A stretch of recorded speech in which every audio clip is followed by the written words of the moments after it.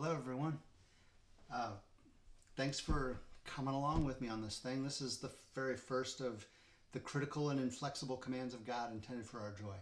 Uh, Maybe the question has come up, what in the world is this topic about? Why, considering everything going on, why did Dan choose this topic?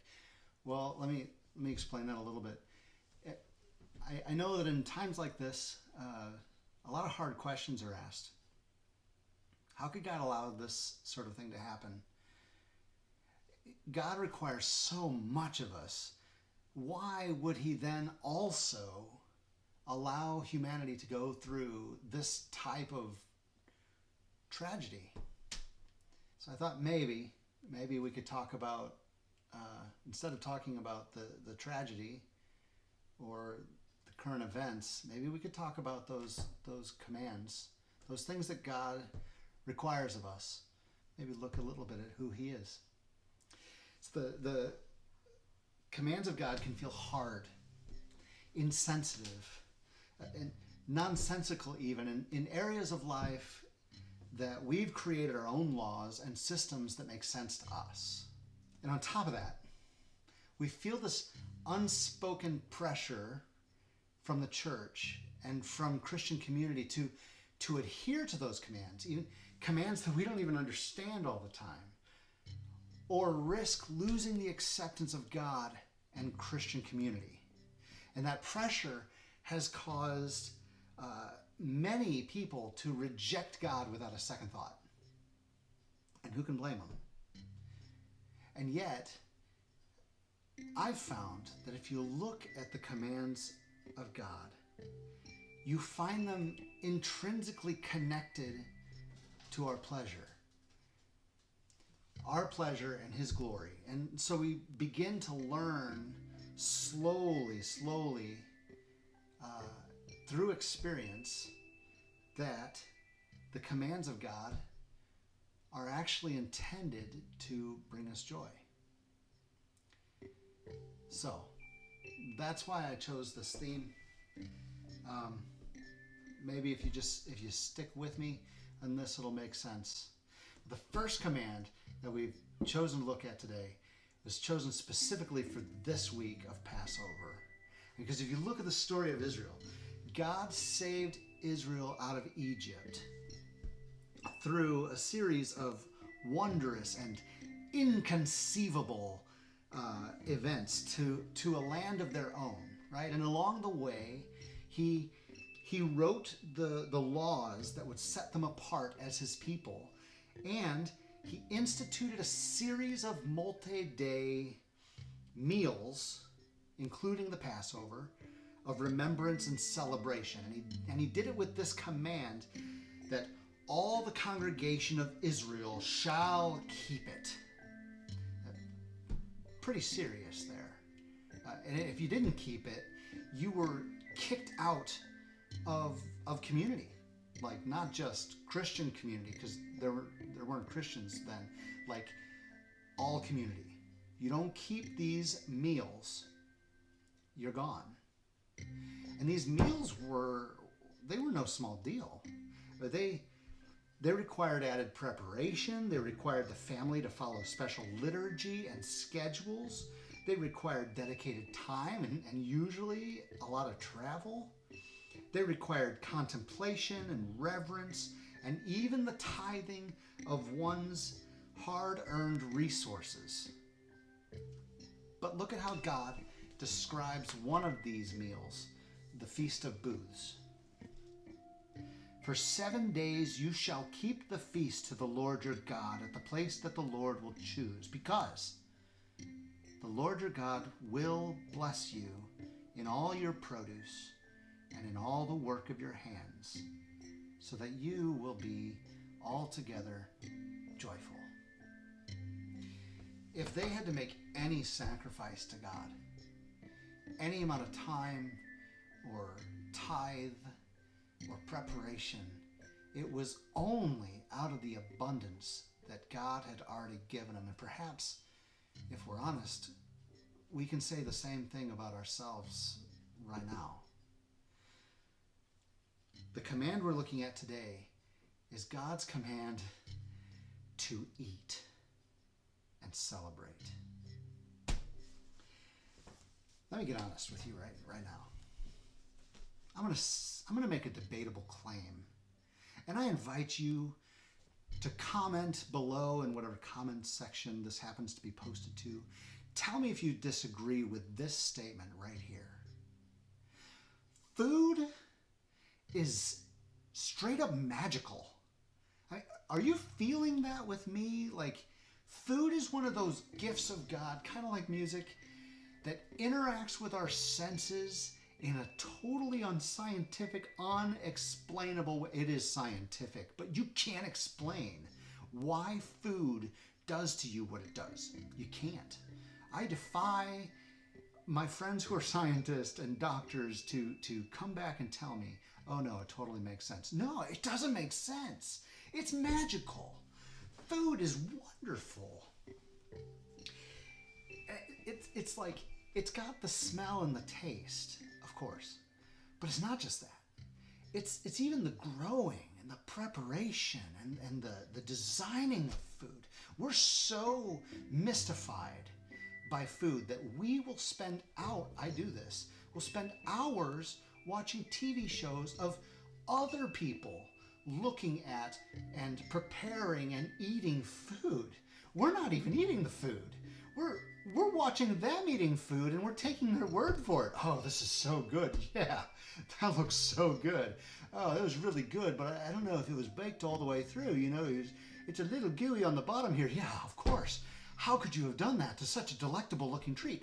We are totally consumed with food. In commanding his people to eat and celebrate, God told the Israelites that they would be altogether joyful. And why is that? He could have made it a real pain for them to follow his commands. He could have forced them to eat just this hideous stuff multiple times a year in reverence to him.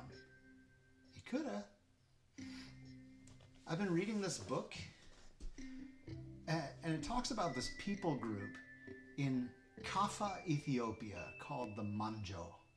And the Manjo were the forest guardians of the wild coffee trees. How cool is that? Like, I'm already altering my retirement plans, but they weren't high in social regard. They're actually very low in social status. And back when Kaffa was its own independent country with its own king, everyone in town, if the king rode through town, everyone was required to lay face down on the ground and cry out, "For you I eat soil." Except for the Manjo. The Manjo were required by the king to lay face down on the ground and actually start eating the dirt. "For you I eat soil." And they'd actually eat the soil. That was the king's edict. Our king could very easily command us to eat dirt in remembrance of him. But instead, what has he done? He has created thousands and thousands of unique and ever-evolving flavors. Sweet, bitter, dry, moist, spicy, savory, robust, light, hearty, cleansing, salty, sour, and on and on and on. If the heavens are telling of the glory of God, our dinner tables are telling of his creativity and his pleasure.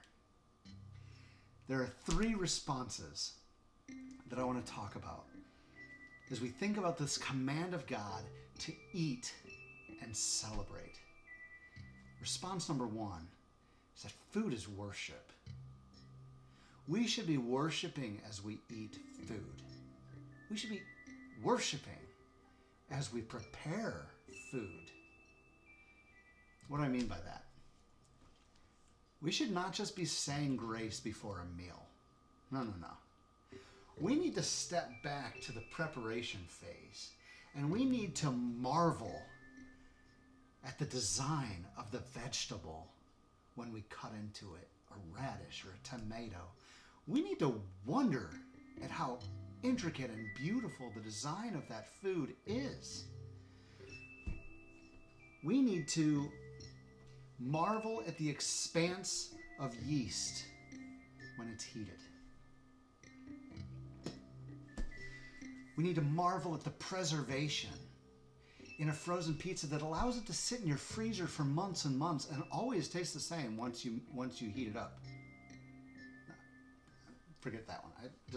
I'll edit that one out later.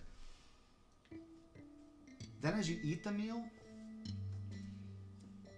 we need to be celebrating that there's food on our table again. More food. We're eating again. We need to celebrate the creator and the provider of the food. And we need to celebrate the creativity of every new flavor. Like I'm saying, like right in the middle of eating it. Think, what about Bob when he's eating corn on the cob and mashed potatoes? Oh, this is so good. We need to be worshiping the provider and the creator of food. Food is worship. But food is also our remembrance. It was during another Passover, years and years later, as Jesus is celebrating with his disciples, that he added a new dimension to our food forevermore. I want to remember this again too.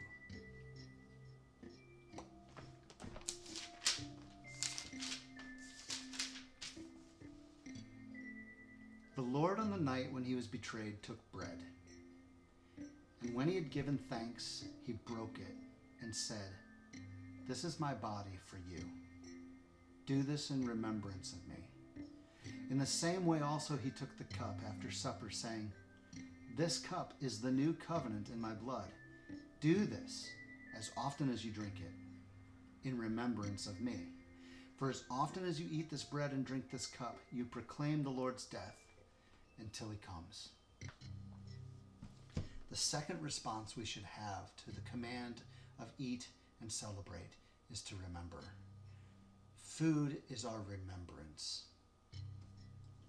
As you follow this command daily, remember that Jesus likened his body to our food. This adds a whole new sense to our ingestion. How many times have you eaten something and it sparks a memory in your mind? Like that food critic in Ratatouille. Remember that guy? Every time I eat a piece of lemon meringue pie, I'm immediately taken back to my great aunt, Catherine, whose house smelled like old magazines, who taught me the proper way to use a push broom, and who made the greatest lemon meringue pie I've ever tasted, ever, even since. It was so good. Jesus says, "Eat and remember me," forever connecting himself with the food that we enjoy, that we love. Which takes me to our third response. In Matthew, when Jesus is setting up the Lord's Supper, he ends by saying this, "I tell you, I will not drink again of this fruit of the vine until that day when I drink it new with you in my Father's kingdom." Food isn't just for our worship now. Food isn't only for our remembrance now. It's also for our joy then. Number 3, food is our future joy. Look at the party at the end of the book. Let me get there. Try to see it and hear it in your imagination. This is huge. Then I heard what seemed to be the voice of a great multitude, like the roar of many waters, and like the sound of mighty peals of thunder, crying out, "Hallelujah! For the Lord our God, the Almighty reigns. Let us rejoice and exult and give him the glory, for the marriage of the Lamb has come, and his bride has made herself ready. It was granted her to clothe herself with fine linen, bright and pure, for the fine linen is the righteous deeds of the saints." And the angel said to me, "Write this. Blessed are those who are invited to the marriage supper of the Lamb." And he said to me, "These are the true words of God." Man, I don't know what that's going to be like. I don't know if there will be literal food going into our heavenly bodies, but I do know this. The celebration will be very real, very loud, and very tangible. We will be made completely new and pure. And Jesus uses the picture of a wedding reception to illustrate our joy. Food, laughter, embracing. Remember, this is after social distancing. Toast, speeches, tears of joy instead of tears of sadness. The joy of eating food now is just a tiny glimpse of the joy we'll experience then.